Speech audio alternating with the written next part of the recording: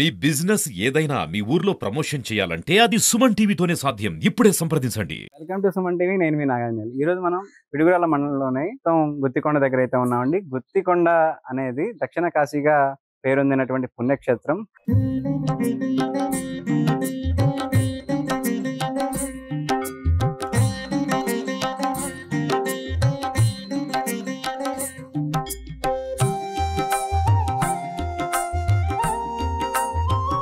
పదమూడవ శతాబ్దం నాటి భారతీయ సంస్కృతికి కొలువైన పుణ్యక్షేత్రం అండి. ఇక్కడ ఇది ముచ్చుకంద మహాముని గారి ఈ గృహకి అధిపతి అండి. ఇక్కడ స్వయం ప్రకాశానంద అవధూతల స్వాముల వారు దాదాపుగా 1754వ సంవత్సరంలో ఈ లోపల కొలువైనటువంటి చీకటి మల్లయ్యను ప్రతిష్ఠించారు, అంటే శివలింగాన్ని ప్రతిష్ఠించారు. సో ఇక్కడ 101 స్వరంగాలు ఉన్నాయి. అలాగే ప్రస్తుతం అయితే 7 స్వరంగాల్లో అయితే మనం చూడగలుగుతున్నాము. సో ఇక్కడ ఉన్నటువంటి ఈ గృహల్లో మునులు ఋషులు ఎంతో మంది తపస్సు చేసి అత్యంత శక్తిమైనటువంటి ఈ గృహలుగా పేరొందినాయండి. ఇప్పుడు మనం చూద్దాం అవన్నీ కూడా. అలాగే ఇందులో ఉన్నటువంటి నీళ్ళన్నీ కూడా కాశీ, అలాగే తిరుపతి, శ్రీశైలము అట్లాంటి పుణ్యక్షేత్రాలకి ఇక్కడ నుంచి స్వరంగ మార్గాలు ఉన్నాయి. అలాగే ఈ నీరు కూడా అక్కడ ఉన్నటువంటి నదులతో అనుసంధానం అయి ఉందని చెప్పేసి ఇక్కడ వినికిడి. ఇప్పుడు మనం బిలంలోకి అయితే వెళ్దాం, చూద్దాం. ఇక్కడ చరిత్ర కూడా తెలుసుకునే ప్రయత్నం అయితే చేద్దాం రండి. మనం ఇప్పుడు బెలం ఎంట్రన్స్ లో ఉన్నామండి. ఇక్కడ చూస్తే ముక్తి ద్వారం అని ఉంది. అలాగే చెప్పుకోవాల్సిన విషయం ఏంటంటే పల్నాటి బ్రహ్మనాయుడు గారు యుద్ధం ముగిసిన తర్వాత ఈ గృహల్లో అయితే చివరి రోజులు తపస్సు చేస్తూ గడిపారు. అలాగే ఆయన ఆయుధాన్ని ఇక్కడ గుర్తించారండి పురావస్తు శాఖ అధికారులు. ఆ ఆయుధాన్ని హైదరాబాద్ లో ఉన్నటువంటి మ్యూజియంలో అప్పట్లో పెట్టడం జరిగింది. ఇప్పటికీ అక్కడే ఉంది. సో చూద్దాము. ఈ ఎంతో విశిష్టత కలిగినటువంటి ఈ స్వరంగ మార్గంలో పుణ్యతీర్థాలన్నీ కూడా ఇక్కడ కలుస్తాయంటండి. లింక్ ఉంది ఇక్కడ. సో మనం వెళ్ళి చూద్దాం రండి. ముషికొంద మహాముని గారినేనండి. సో ఈయన అందరికంటే ముందుగా ఈ గృహలో తపస్సు చేసినటువంటి ఆయన. అలాగే గతంలో ఒక రాజ్యానికి రాజు ఈయన. అందుకనే ఈయన పేరు మీదే ఈ గృహని ఉంచారండి.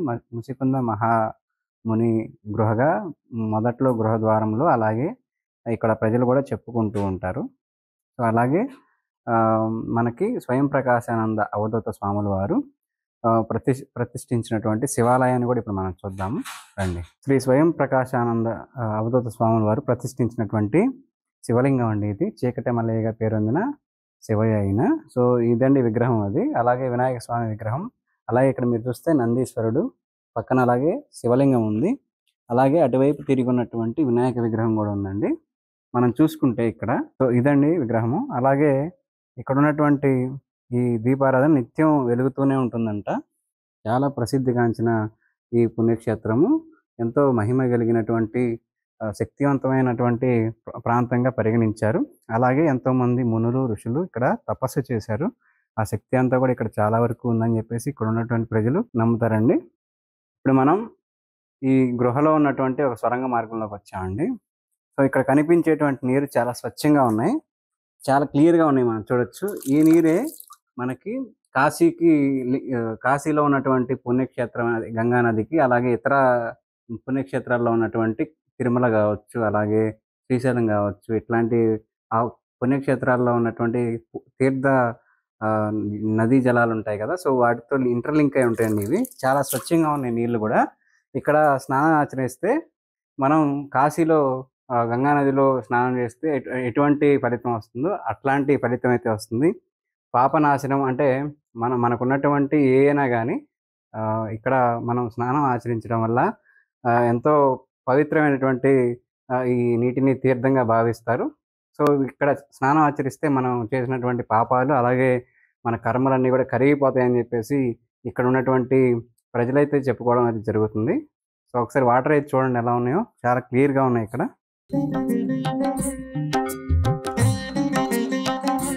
చాలా క్లియర్గా ఉన్నాయండి. వాటర్ కూడా చాలా క్లియర్గా ఉన్నాయి. ఇది గుత్తికొండ బెల్లం. నాగార్జున బెల్లం అసలు. అయితే గుత్తికొండ దగ్గర, ఊరి దగ్గరలో ఉందని గుత్తికొండ బెల్లం అంటారు. అయితే ఇక్కడ ముసికంద మహర్షి అని తపస్సు చేసేది. ఆయన తపస్సు చేసేటప్పుడు శ్రీకృష్ణ పరమాత్ముడికేను కాలయముడు అనే రాక్షసుడికి యుద్ధం జరిగి కాలయముడు అనే రాక్షసుడిని తరుముకుంటా ఇక్కడికి వచ్చాడు. ఇక్కడికి వచ్చి లోపలికి పోయి చూశాడు. చూసి ముస్కంద మహర్షి మీద ఆయన ఒంటి మీద వస్త్రం కప్పి ఆయన లోపల కృష్ణ బెల్లంలోకి వెళ్తాడు. కృష్ణ బెల్లంలోకి వెళ్ళగానే ఇప్పుడు ఈయన ఏం చేస్తారు, కాళయముడు అనే రాక్షసుడు వచ్చి ఈయనే కృష్ణుడు అనుకొని ఆయన ఒక తన్ను తంతాడు. అంటే ఆయన అంత దూరం జరిగిపోయి కళ్ళు తెరుతాయి. కళ్ళు తెరిచి ఎవడరా ఇడని చూడంగానే భస్మం అయిపోతాడు కాళయముడు అనే రాక్షసుడు. అప్పుడు శ్రీకృష్ణ పరమాత్ముడు లోపల నుంచి బయటకు వచ్చి ముస్కంద మహర్షికి దివ్య దర్శనం ఇస్తాడు. ఇక ఆ తర్వాత పేరమ్మ అమ్మని కొల్ల పేరమ్మ అమ్మ, ఆ తర్వాత పొట్లపాడు రామయ్య తాత వాళ్ళు వచ్చి ఇక్కడ తపస్సు చేసి, పొట్లపాడు రామయ్య తాత తపస్సు చేసి వెళ్ళిపోతాడు. ఆ మాత్రం ఇక్కడికి వచ్చి అన్నదానం చేస్తూ జనాన్ని చూసుకుంటూ చేస్తూ ఉంటాడు. ఇక ఆమె పోయిన తర్వాత రాజేష్ అని ఒక అతను వచ్చాడు. అతను కొద్ది రోజులు చేసేది వెళ్ళిపోయాడు. తర్వాత ఇప్పుడు శీను వచ్చి సేవ చేసుకుంటా ఉంటున్నాడు. దీంట్లో 101 సొరంగ మార్గాలు ఉన్నాయి, 101 ఉన్నాయి. ఆ 101కి కాను ఫస్ట్లో తిరిగారు 101. ఆ 101కి కాను 54 వచ్చినాయి. తిరగంగా నీళ్ళు వచ్చి 54 వచ్చినాయి. ఆ 54కి కాను ఇక్కడ ఉండి బెల్లం సాధు అని ఒక అతను ఉన్నాడు. బెల్లం సాధు ఒక అతను ఉండి పోతురాజు అని ఒక అతను వచ్చాడు. వాళ్ళిద్దరు కలిసి బెల్లం లోపలికి వెళ్ళి ఒక మణిరత్నాన్ని తీసుకొచ్చారు. లోపలికి తీసుకొచ్చిన వాడికి పోతురాజు నడుము కట్టుకొని తీసుకొస్తాడు. ఆయన నడుములు పడిపోయింది. ఈ బెల్లం సాధు ఏమన్నా జైలుకి వెళ్ళాడు. ఇక వాళ్ళ తర్వాత వచ్చి మళ్ళా జైలు నుంచి వాడు వచ్చిన తర్వాత మళ్ళా బెల్లం లోపలికి వెళ్ళి ఒక చోట తోమితే నీళ్ళు వచ్చేసింది మొత్తం. ఆ నీళ్ళు వచ్చేసి బెల్లాలన్నీ పూడిపోయి ఇప్పుడు ప్రస్తుతానికి వచ్చి 7 బెల్లాలు మాత్రమే మిగిలినాయి. తక్కినట్టు మొత్తానికి నీళ్ళు వచ్చేసి 7 బెల్లాలు మిగిలినాయి. ఆ 7 బెల్లాల్లో స్నానాలు చేస్తా జనము ఇక ఆ 7 బెల్లాలను చూసుకుంటా ఉండాలి. అంతే కదా. బెమ్మనాయుడు యుద్ధం అయిపోయిన తర్వాత నాగిరాల నాగమ్మ ఒక్కతే మిగిలిద్ది. నన్ను నా మీద యుద్ధం చేయమని అడిగింది బెమ్మనాయుడు. యుద్ధం చేయమని అడిగితే దాని మీద నేను యుద్ధం చేయనని చెప్పని బెమ్మనాయుడు పక్క కొన్న నరుక్కొని ఖడ్గంతో దారిన పడి వచ్చేస్తే ఎమ్మట పడింది నాగిరాల నాగమ్మ. ఎమ్మట పడి ఇక్కడ దాకా వచ్చింది. నేను బాలచంద్రుడు లోపలికి వెళ్ళిపోతాడు. బెమ్మనాయుడు బాలచంద్రుడిని సమాధి చేసి లోపలికి వెళ్ళిపోతాడు సైన్యం వాళ్ళంతా. ఇక నాగిరాల నాగం మాత్రం అక్కడ ఆగిపోయింది, శిల బయట ఉన్నది. ఇక వాళ్ళు లోపలికి వెళ్ళిన వాళ్ళు బయటికి తిరుగుతారు. ఇక తర్వాత ఇకపోతే ఈ బెల్లస్థానంలో చాలా మహిమలు ఉన్నాయి. అవి అన్నీ చెప్పేవి కాదు, చూసేవి కాదు. చూసి తెలుసుకోవాలి, చూసి తెలుసుకోవాలి, చెప్పేవి కాదు. అలాంటి మహాత్ముడైన బెల్లం ఇది.